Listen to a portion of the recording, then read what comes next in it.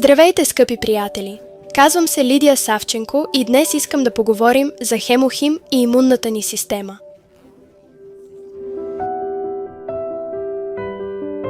Според много отзиви, след приемане на Хемохим се увеличава устойчивостта на тялото към сезонни настинки. При възрастни и деца се забелязва повишена защита срещу вирусни инфекции.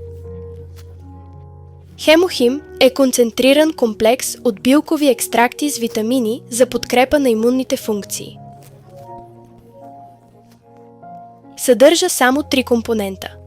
Правилната комбинация на тези 3 компонента решава важна задача – контрол на възпалителните процеси. Хемохим не е лекарство. Това е пълноценно превантивно хранене за клетките, което укрепва имунната защита на тялото. В името Хемохим И означава имунитет, защита на организма от инфекции и други агресивни агенти. Имунната система на всеки човек е отслабена по различен начин.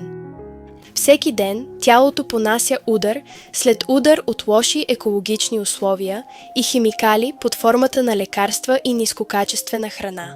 В отслабено тяло това, което може естествено да го възстанови, не достига до него. Хемохим на клетъчно ниво и независимо от болестта засилва и активира имунната система. Хиляди отзиви са събрани от хора, които използват продукта от дълго време. Тези отзиви доказват ефективността и ползите от използването на Хемохим. Производителите и разработчиците на Хемохим поеха много важна задача да създадат продукт, който с растителния си състав да въздейства на всички системи на тялото, включително деликатната имунна система, не чрез стимулиране, а чрез балансиране. Корейският институт за изследване на атомната енергия проведе 8 години изследвания и разработки като част от национален проект. Проведени са не по-малко от 150 изследвания.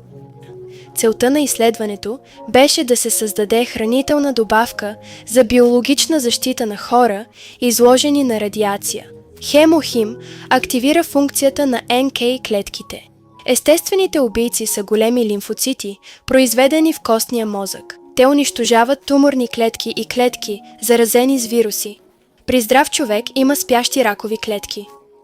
Но при най-малък дисбаланс в тялото при стрес или отслабен имунитет, тези ракови клетки се събуждат и атакуват организма.